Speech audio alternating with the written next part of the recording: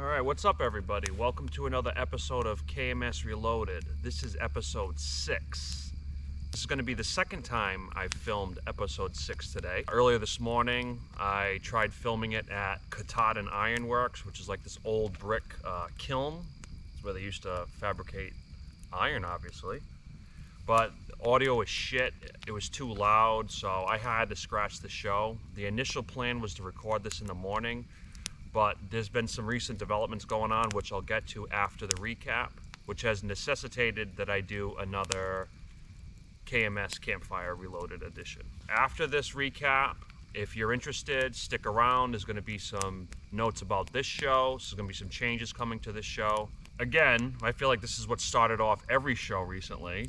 Yesterday on Twitter, Dave tweeted out from his own account, again, stuff that he should be probably tweeting out from the show account. Of course, it was about his hair plug treatment.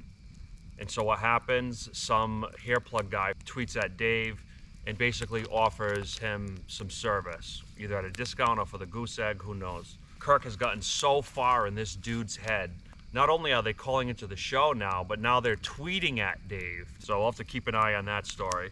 Then the guys get to Trenny Kuznarek is now named Trenny Casey, I believe. There's so much baggage with Trenny. You know, you look at her loyalties to Kirk Minahan way back in the day, and then you look at kind of where they're at now, where really a lot of people lost all respect for her, as I'm sure you guys are all well aware of that OK sign thing. I believe it was West Point graduates that were playing the OK game. According to her, it was a racist symbol. It was later found out that all these racist kids, some of them that weren't white, by the way, all these racist kids were in fact playing a game during their, I guess, graduation ceremony or photo or something like that. When Trenny first came on the scene, she was serviceable. It wasn't until she started opening up her mouth and you really started to get to learn all her opinions that you really learned that she's just a dumbass. You know, she didn't have Kirk's back, really. I don't think through any of the bullshit he went through back when he was on the radio. She went after him when I know they disagreed about a bunch of stuff, and she always went after him in just the stupidest ways possible. But Trenny changed her name to Trenny Casey. Who the fuck cares, honestly? I thought it was really funny when Kirk went on about the bit about her husband being mail order away husband. Can you imagine what a cuck that guy must be? Jesus Christ. And much like a lot of you guys, I was surprised when he didn't take her last name. I know that's kind of a joke. It's also weird, too, to hear someone be like, even though I'm a feminist, I'm still going to change my name. And it's like, so what's more important to you? Is it your feminism that's more important to you? Or is it your career? Yeah, Trenny, that's why no one fucking gives a shit about you. It's because of your last name. So then the Cooler Exchange drug deal comes up again. And for a minute here, I panicked because on my last show, I offered to deliver it to Justin, and then I heard the cooler was missing, and I was like, oh boy, I'm getting blamed for this one. But thankfully, Justin recovered the Yeti. That was a pretty good moment. Dave had a pretty good line in there about his wife having to meet Justin with his father-in-law. I thought that was pretty funny. You know daddy-in-laws. He's got the Jameson on tap. You don't want to fuck with that guy. You know that guy's got the flask in his pocket. It runs in the family. And you don't want to fuck with a dude that's got those whiskey muscles like that guy does, because you're going to get your ass kicked. Hopefully little Cullinane got a lot more of Grandpa's genes than Daddy's. So then the guys talk about the dating show. This keeps coming up again. My favorite name for the dating show happened to be Hash, Dash, and Gash. I thought that was pretty funny. Today was a good example of how there's greatness in Kirk's madness. You really get to see in an episode like today, like how his brain works. You know, they covered a million different news stories. And this dude was just bouncing around. Oh, and like a stand-up comedian, you know, he's hitting tags from previous jokes from, you know, like an hour ago. It's just the memory on this guy, how quick he is. It really is just crazy to watch. Hash, Dash, and Gash, let's go. So then Brendan Frazier comes up. I found this story pretty interesting. We have people who are not allowed to play other people in roles because they're not exactly what that role calls for. It's almost the antithesis of acting in a way. Cullinane brings up actually a really good point when they start talking about how the difference between how Hollywood men and women are treated. Much like how women are always hypersexualized in Hollywood, they're overly judged as well. Some guy can get fat, get skinny, whatever, and it's not really a big news story. You have a female, whether it's a comedian or an actress or whatever, they're on the spotlight forever. It is interesting how Hollywood claims to be this such bastion of just liberalism, of open-mindedness. And you see them putting all these people back into these boxes that they just scraped desperately to escape from over the past few decades. I mean, who else could play that role better than Brendan Frazier? Like the guys talked about on the show, you're gonna get a 600-pound guy who can't even walk around a set to act? A guy that's never acted before? Give me a fucking break. So then the Chris Pine, Harry Styles controversy comes up a little bit. The guys just briefly touch on it. I won't talk too much about it. I just thought it was interesting that, you know, you watch two different video angles of this spit thing that supposedly happened, where Harry Styles supposedly spit on Chris Pine. You watch one angle and it looks like it, and then you just watch the complete other angle and you can clearly tell it's not what happened, but you have all these news organizations that are desperate for clicks today, and that's basically what it is. It's, when you don't have clicks, it's just fabricate a story. Craig Carton comes up briefly. Is anyone believing this Carton full of shit story? I mean, this guy has made a career of telling bullshit stories. I believe he's been telling this bullshit story. I want to say it was on the Sports Hub, maybe. I could be mistaken, but I remember him telling this story. I could have sworn years ago. There's not one person in this world that believes that, even himself, that believes that he was going to get a fucking job head coaching the Jets. It's too bad that Belichick's not one of those guys that speak out, because it'd be really funny to hear, you know, Belichick just shoot this story down and just shit all over Carton. So then the guys talk to Maitland Ward. I got about 45 minutes left of her audiobook, which she narrated, by the way, and she actually did a really good job. It's one of my first audiobooks that I've listened to. There's very personal stuff in there, and there's very risque stuff in there. I thought she did a really good job. I thought she was a great guest. I'm going to give Dave a pass on the audio issues. I'm not an expert in that type of thing, but I'm pretty sure if she would have just had like a headset plugged in, that would have avoided the issue. I'm not going to say Dave shouldn't have probably checked with the guest to make sure she was properly set up. But on the flip side, it's fucking 2022. We just spent 2 years in a COVID era where everyone communicated through Zoom or whatever.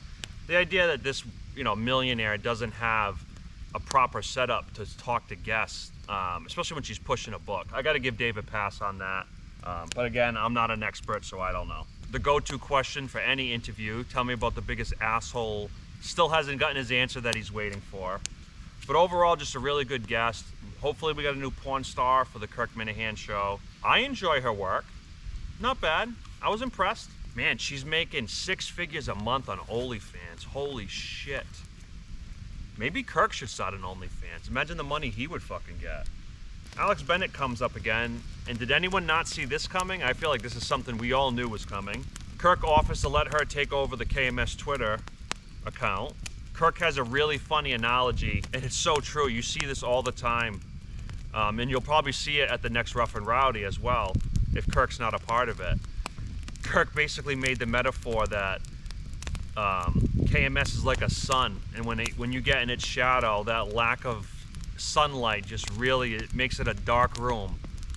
And I feel like that's the perfect analogy to use. Alex Bennett stopped hating Kirk when she saw how many pay-per-view buys that Rough and Rowdy 19 got. That's when Alex Bennett became a Kirk Minahan fan. And that's why she will stay a Kirk Minahan fan, because she knows where her bread can be buttered. Maybe not the funniest part of the show, but my favorite part of the show was the Michael K. eulogy. I think these false death things are some of the funniest fucking thing on the internet, because they always have a line like this. There's always deepest condolences, blah, blah, blah, blah, blah, right? And then you always hear something like, quote, part of the fabric, right? You thought the fucking guy was dead.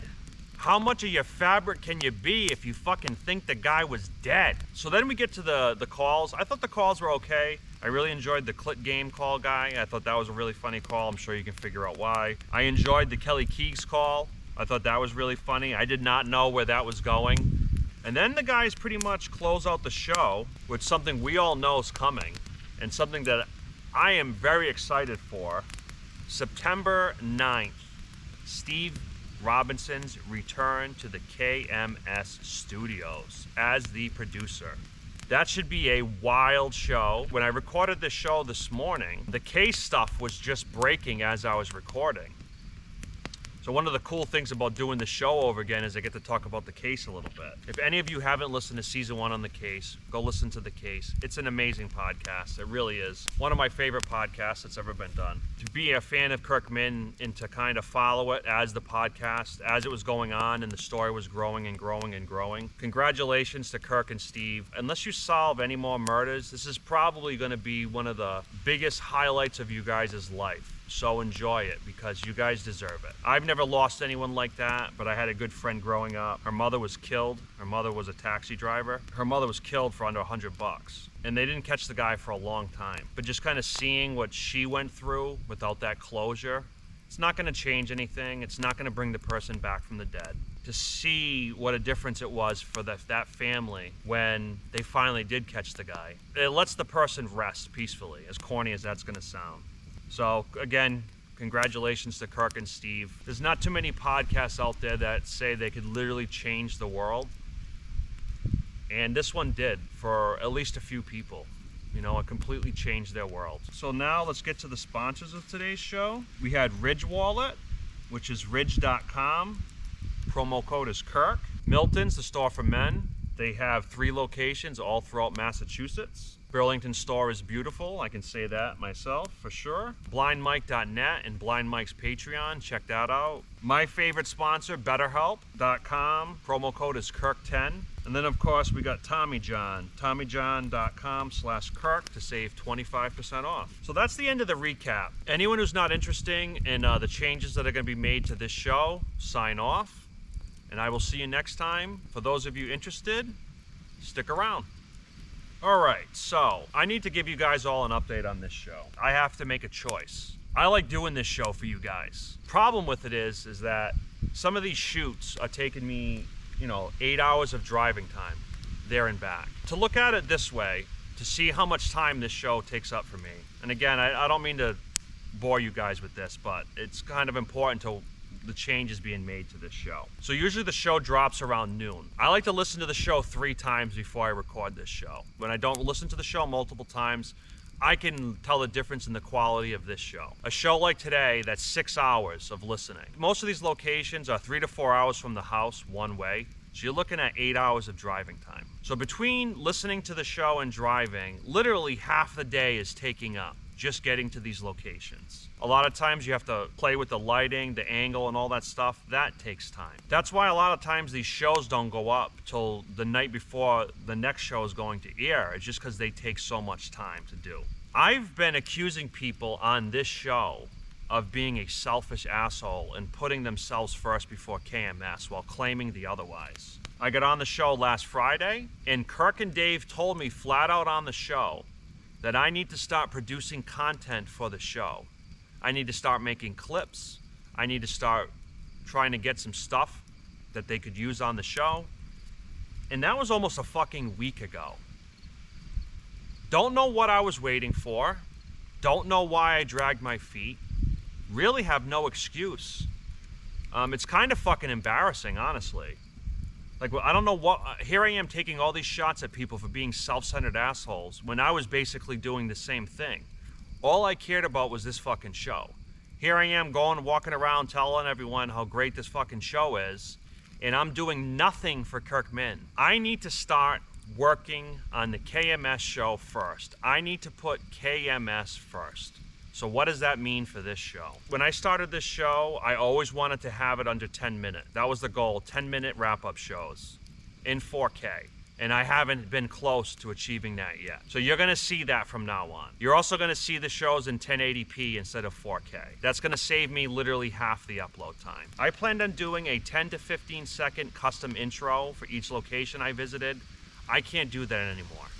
I just can't. I know I put up a poll saying that I was gonna do that, but I just can't. I don't have the time. So these shows are gonna be shorter. The locations are not gonna be as diverse. I just gotta put KMS first.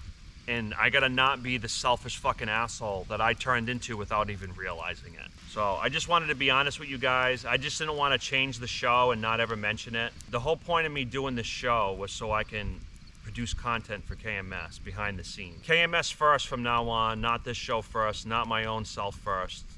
I have to put my money where my mouth is and try to make the best Kirk Minahan show possible.